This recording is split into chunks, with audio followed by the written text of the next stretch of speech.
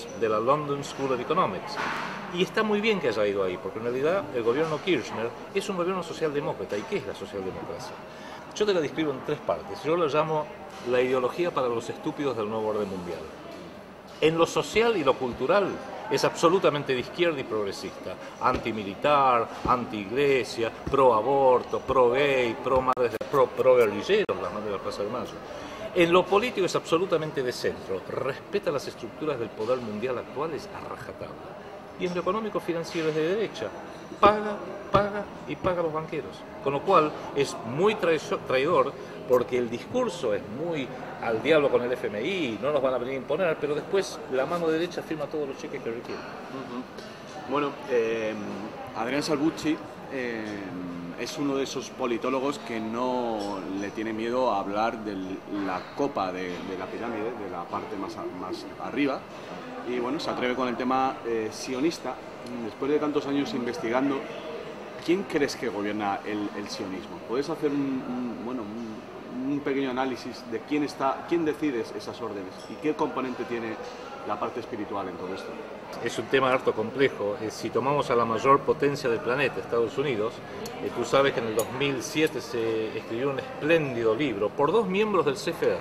Stephen Walt, miembro del Council on Foreign Relations y entonces decano de la Facultad de Ciencia Política de Harvard, y un señor que se llama John Mearsheimer, jefe de la Cátedra de Ciencias Políticas de la Universidad de Chicago, la Universidad de Rockefeller, y escribieron un libro que se llama La política exterior norteamericana y el lobby israelí, y demuestra cómo el poder del sionismo es tan enorme en lo diplomático, en los medios, en lo financiero, en la política, en el Congreso, que lo digo textualmente porque es lo que dice el libro, logran torcer la política exterior norteamericana para que priorice el interés nacional del Estado de Israel por encima del interés nacional norteamericano. Creo que eso nos da la pauta del poder que tiene el sionismo en Estados Unidos. Si eso lo logran en Estados Unidos, imagínate lo que pueden lograr en Argentina, lo que pueden lograr en Gran Bretaña, y de hecho lo vemos todos los días con ese apoyo incondicional a las locuras, a las transgresiones, al genocidio cometido por el Estado de Israel en Palestina y en otras regiones de Medio Oriente.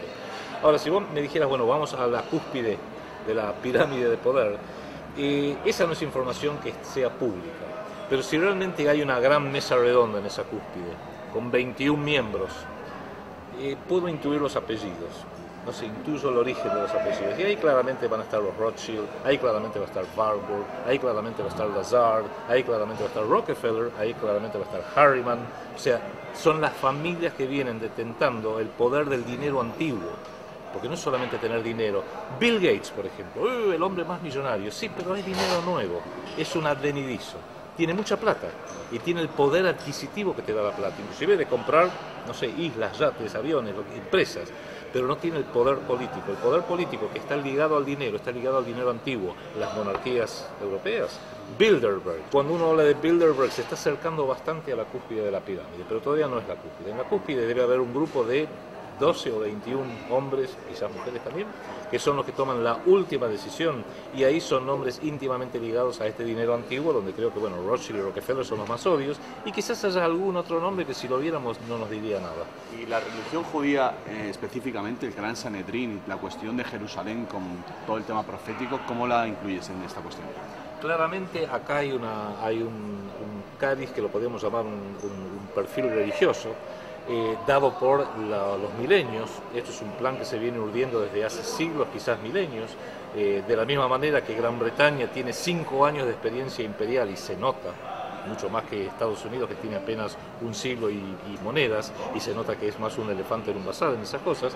Creo que la religión judía en sus ejes principales, especialmente aquel que convence a los creyentes judíos de que son un pueblo elegido por un supuesto Dios, que como cristiano debo decir que ese Dios no es el mío. En el Antiguo Testamento la figura de Dios es bastante bipolar. Por un lado hay un Dios de la generosidad, como se ve en los libros de los profetas, pero sin embargo se ve un Dios, como en Deuteronomio, un Dios absolutamente sanguinario y cruel, que ordena a su pueblo a entrar y pasar a filo de espada, de huello, o sea, degollar, a todos los cananitas.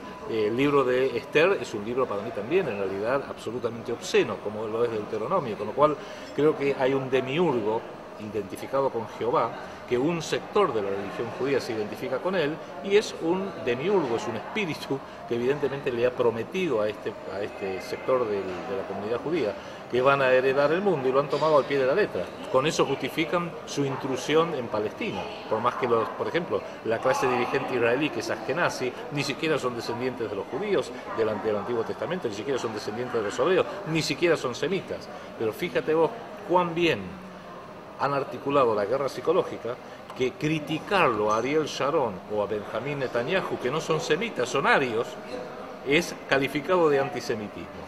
Y la vasta mayoría de la opinión pública se lo cree, con lo cual acá hay toda una tarea de esclarecimiento, de limpieza de este veneno de guerra psicológica que ellos mismos han urdido, para que la gente empiece a poder pensar con el cerebro propio y no con el cerebro ajeno. Bueno, ya por último, para acabar esta aleccionadora charla, entrevista, ya que hablamos del tema sionista, estando en Argentina y viniendo de Chile, bueno, la preocupación, me he encontrado una gran preocupación entre la gente de cómo están vendiendo las tierras de la Patagonia a estos grandes millonarios estadounidenses, ingleses, Tompkins, Benetton.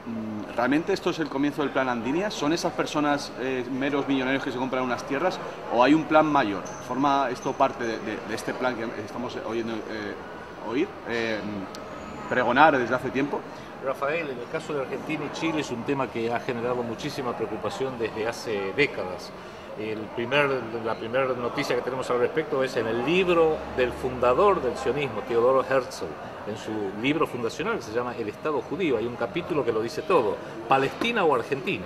¿Ah, sí? Ya desde ese momento, el propio libro fundacional del sionismo ¿Por propone... qué Argentina, si no tiene una resonancia religiosa? Porque decían que si no pudiera ser en Palestina, porque el sultán de Turquía en ese momento era algo muy improbable. Después la historia se dio vuelta, porque después de la Primera Guerra Mundial eso pasó bajo control británico, el mandato sobre Palestina, y Gran Bretaña con la declaración Balfour le dio Palestina. O sea, invirtieron el orden, por así decirlo, pudieron lograr el Estado israelí en Palestina, pero él veía como opción, y lo mismo Leon Pinsker, que llamaba Palestina el estado de las posibilidades ideales, Argentina el de las posibilidades prácticas. Theodor Herzl decía ya en 1896 que debido a la subpoblación de la Argentina, su enorme extensión territorial y sus riquezas, tendría el mayor interés de ceder una porción de su territorio a cambio de una compensación financiera. En 1896. Hagamos fast forward al año 2002, cuando Argentina estaba en plena crisis. El diario The New York Times, el 22 de agosto del 2002, propone la secesión de la Patagonia para resolver el problema de la deuda externa. Está el artículo en The New York Times, 22 de agosto del 2002. O sea, que pudo ser el correcto un pretexto para encaminarse al Estado judío. Fue todo un proceso lento que se sigue llevando a cabo y que ha sido básicamente a través de la compra de tierras. Douglas Tompkins en Chile, Soros, Benetton. El hombre de Soros en Argentina es un señor que se llama Eduardo Elstein, que es uno de los más... En realidad, el diario La Nación lo llamó el dueño de la tierra en un artículo que le dedicó hace unos años. Y entre otras cosas, el señor Soros no es un cualquiera, es un gran hombre de los servicios inmobiliarios, un gran tenedor de tierras en toda la Argentina, y es el presidente del Congreso Mundial Judío. ¿Soros? Sí, no, Eduardo Elstein es argentino y es miembro de la American Society, que es una de las organizaciones vasos comunicantes entre el CFR y la región sudamericana, el continente sudamericano, con lo cual cuando uno ve toda esta red de poder y ve la inserción de personalidades puntuales, se da cuenta que en realidad la Patagonia la están tomando prácticamente sin darnos cuenta. Agrégale a eso que Alfonsín, Menem, de la Rúa y los Kirchner han destruido y descoordinado por completo, estructurado las Fuerzas Armadas Argentinas. Si mañana Argentina quisiera tomar alguna medida para defender su soberanía, simplemente no tiene con qué. Argentina no es un país soberano. Argentina es un país que no está invadido por voluntad ajena, porque un país soberano es aquel que toma medidas para asegurarse que nadie pueda vulnerarle su territorio. ¿Podría ser el ecologismo el pretexto? Porque estoy viendo que supuestamente Benetton compra las tierras para protegerlas de la deforestación, ¿no? Te doy un ejemplo. En el año 2010 salió acá en el diario La Nación, incluso hay una organización que se llama The Nature Conservancy, que tiene su sede en Estados Unidos, que justamente está financiando proteger los pastizales de la Patagonia. Los pastizales de la Patagonia, grandes pastizales. ¿Sabés quién es el número uno? Hank Paulson, el ex secretario del Tesoro de Estados Unidos. Yo digo, a Hank Paulson de Goldman Sachs, ¿qué diablo le importan los pastizales de la Patagonia? Es la forma eufemística de ir copando un país sin necesidad de invadirlo, porque la Argentina no está armada, con lo cual no hay necesidad de invadirlo.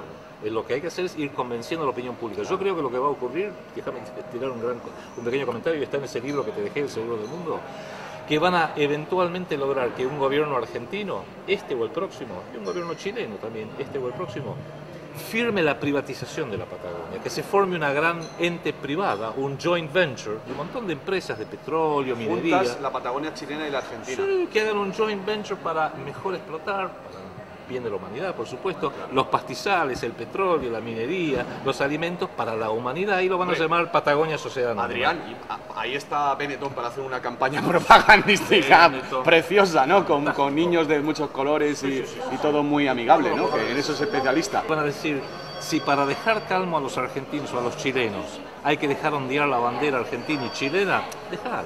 La vamos a ir reemplazando por un logo, que va a ser el logo de Patagonia Inc. Y a la larga eso es lo que va a perdurar, y el control efectivo va a estar ahí. No olvidemos que David Rockefeller dijo, hace muchos años, nosotros no queremos ser dueños de todo, queremos controlar todo. Lo venderán en Europa y entre la gente concienciada como un esfuerzo para conservar el medio ambiente del planeta. Positivo, por supuesto. Y los que nos opongamos a eso somos unos retrógrados nacionalistas que se oponen al avance. Y lo que se puedan inventar, ¿no? Así es.